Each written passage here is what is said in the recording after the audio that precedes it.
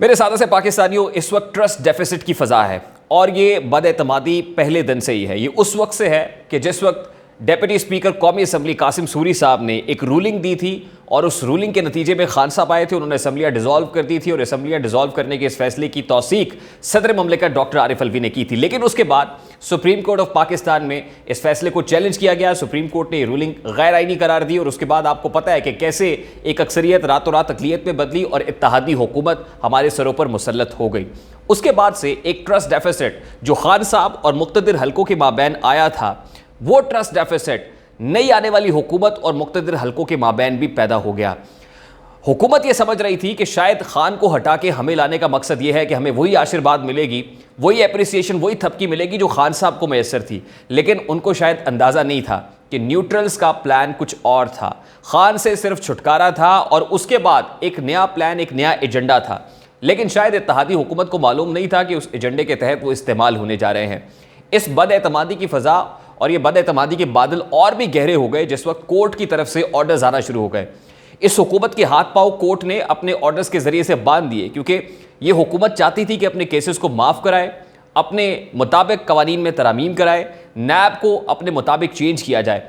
आपको याद होगा कि FIA के अंदर जो बड़े पैमाने पर ट्रांसफ़र पोस्टिंग्स हुई थी वो कोर्ट के ऑर्डर के ज़रिए से रिवर्सल हो गया था और हुकूमत को बाउंड किया गया था कि आप कोई भी ट्रांसफ़र पोस्टिंग्स कोर्ट को लूप में लिए बगैर नहीं कर सकते, जिसका बुनियादी मकसद ये था कि हुकूमत जो करना चाह रही है, जो पॉलिटिकल विक्टिमाइजेशन करेगी, जो विच हंटिंग का कार्ड खेलेगी, ना सिर्फ उससे रोका जाए बल्कि अपने केसेस जो भारी भरकम मनी लॉन्ड्रिंग के केसेस पड़े हुए हैं, इदारों के पास है, FIA जैसा इदारा उसकी तहकीकात कर रहा है, उसमें भी नकब लगाने से इस हुकूमत को रोका जाए। तो हुकूमत ने उसी दिन भांप लिया था कि साढ़े नाल हाथ हो गया है। और उसके बाद आपने देखा कि बाई इलेक्शन होता है, बाई इलेक्शन को सियासी जिंदगी और मौत समझा जाता है, लेकिन बाई इलेक्शन की रात मुक़्तदिर हलकों की जानिब से इस हुकूमत को वाज़े पैगाम दे दिया जाता है कि पानी पुलों से गुजर गया है, हमारे हाथ में कुछ नहीं है, इसलिए आप अपनी सियासी करियर को खुद ही संभालें, हम अपना काम कर रहे हैं, आप अपना काम करें। उसके बाद से आपने देखा कि इत्तेहादी एकदम सर जोड़कर बैठ गए, जिसमें आसिफ अली जरदारी साहब को आनन फानन मॉल टाउन पहुंचना पड़ा, वज़ीर आज़म शहबाज शरीफ साहब मॉल टाउन पहुंचे, मौलाना फजलुर रहमान और तमाम तर इत्तेहादी एक परचम तले जमा होते हैं और फैसला करते हैं कि भाई ये क्या हुआ। शहबाज शरीफ साहब, क्योंकि नवाज शरीफ ने शहबाज शरीफ से शिकवा कर दिया था कि तुम्हारी गारंटी के ऊपर ये सब कुछ किया, तो ये क्या हुआ। और शहबाज शरीफ ने आसिफ अली जरदारी से कहा कि आपकी गारंटी पर हमने ये मुहिम चलाई और न्यूट्रल्स ने हमारे साथ हाथ कर दिया।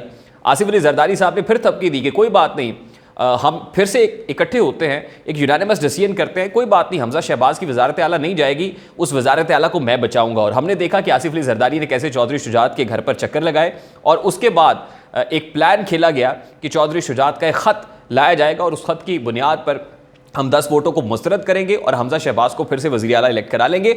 और यही हमने सूबाई असम्बली के अंदर गुज़श्ता रोज़ भी देखा। लेकिन इस वक्त एक बड़ी इंपॉर्टेंट हेयरिंग जारी है और इस हेयरिंग में आप देखिए कि अभी फैसला हुआ नहीं है, लेकिन इत्तेहादी हुकूमत ये महसूस करने लगी है कि इस फैसले का नतीजा क्या होगा। उन्हें मालूम हो गया है कि इस फैसले का नतीजा उनके हक में नहीं आएगा। जस्टिस एजाजुल एहसन, जस्टिस मुनीब अख्तर और जस्टिस उमर अता बंदियाल, 3 रुकनी बेंच बजरिया वीडियो लिंक ये समाअत कर रहा है। और डेप्यूटी स्पीकर दोस्त मजारी तो पेश नहीं हुए, इरफान कादिर कोर्ट के अंदर मौजूद हैं, लेकिन तमाम तर बड़े बड़े आईनी माहिरीन, कानूनी माहिरीन, लीगल एक्सपर्ट्स ये कह रहे हैं कि इस वक्त जो डेप्यूटी स्पीकर जनाब दोस्त मजारी ने रूलिंग दी है, बड़ी वीक ग्राउंड्स के ऊपर दी है, बड़ी कमज़ोर है और सुप्रीम कोर्ट इसे उठाकर बाहर मारेगा। इसको उठाकर बाहर मारने का मकसद यह है कि एक और कॉन्स्टिट्यूशनल क्राइसिस आएगा, यानी आईनी बहरान दर आईनी बहरान दर आईनी बहरान। तो मुल्क ऐसे बहरानों में धंसता चला जा रहा है। अब अवाम बाहर निकलना शुरू हो गई है और हमने रात को देखा कि पूरे मुल्क के अंदर एहतजाजी मुजाहरे हुए हैं। अगर यूं ही अवाम बाहर निकलेगी और जो नारे उन एहतजाजों के अंदर बुलंद हुए हैं, वर्दी की बात हो रही है, ना सिर्फ ये कि मुक़्तदिर हल्के कहा जा रहा है बल्कि बराह रास्त नाम लिए जा रहे हैं, तो इस वक्त एक प्रेशर डेवलप हो रहा है, माउंट हो रहा है। अगर यही कुछ होता रहा तो हमारी इकोनॉमिक जो कंडीशन है वो मज़ीद क्राइसिस में आ जाएगी, मज़ीद वर्सन हो जाएगी।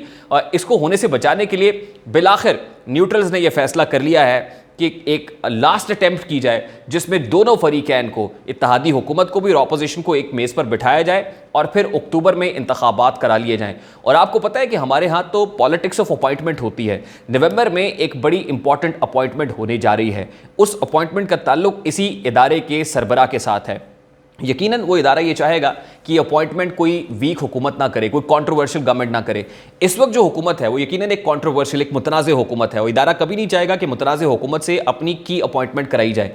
तो इसलिए इदारा ये चाहता है कि फ्रेश मैंडेट लिया जाए, नए मैंडेट के तहत जो भी आए वो आर्मी चीफ की अपॉइंटमेंट की तौसीक करे, वो वज़ीर आज़म तौसीक करे, ना कि शहबाज शरीफ, ना कोई और। तो इस वक्त उन्होंने ये सोच लिया है मेरे सादा से पाकिस्तानियों के अक्टूबर में हर सूरत, क्योंकि उन्होंने इस इत्तेहादी हुकूमत से कहा था कि हमें इंतखाबात कराने हैं, इंतखाबात ही वाहिद हल है, लेकिन इत्तेहादी हुकूमत अड़ गई थी कि आपने हमें कुछ और यकीन दहानी कराई थी।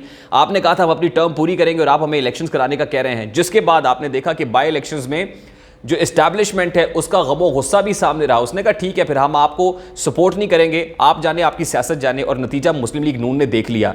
अब भी इन्होंने यही किया कि ठीक है कासिम सूरी ने वहां रूलिंग दी थी, हम भी यहां पर रूलिंग देंगे, भले वो गैर आईनी हो, भले वो वीक हो।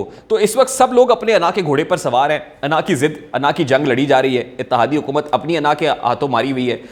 इस वक्त तहरीक इंसाफ इमरान खान साहब अपनी अना की जंग लड़ रहे हैं, इस्टेब्लिशमेंट अपनी अना की जंग लड़ रही है। लेकिन इस्टेब्लिशमेंट ने बिलाखिर ये सोच लिया है कि अब इंटरवीन किए बगैर कोई चारा नहीं है। अब हर सूरत अक्टूबर में इंतखाबात कराने होंगे, तभी खान साहब भी चैन से बैठेंगे। जो हमारे खिलाफ बातें हो रही है सड़कों पर, इदारे को मिलाइन किया जा रहा है, इसको रोका जाएगा। ट्रेंड्स बन रहे हैं, इसको रोकने का, मुल्क को बचाने का, क्राइसिस को बचाने का एक ही हल है और वो है इंतखाबात। News out from the centre is कि अक्टूबर में इंतखाबात का फैसला कर लिया गया है। What ever irrespective of the decision आज क्या होने जा रहा है, डिसीजन नविश्ता दीवार है, आज सुप्रीम कोर्ट में क्या होना है, लेकिन उसके बाद जो कुछ होगा वो शायद इससे भी ज़्यादा घिनौना हो सकता है। इसको बचाने के लिए, इस पर काबू पाने के लिए तैयारियां शुरू कर ली गई हैं। Let's keep our fingers crossed, देखते हैं कि क्या होता है। क्या इमरान खान साहब मानते हैं, टेबल पर बैठते हैं, इत्तेहादी हुकूमत को मेज़ पर लाया जाता है? नहीं, अगर नहीं आएंगे तो उसके बाद इस्टेब्लिशमेंट ने एक और कड़ा फैसला कर लिया। वो क्या है अगले व्लॉग में आपके साथ शेयर करूंगा। अपना बहुत सारा ख्याल रखिएगा। मुझे रेहान तारिक को इजाज़त दीजिए। अस्सलाम वालेकुम।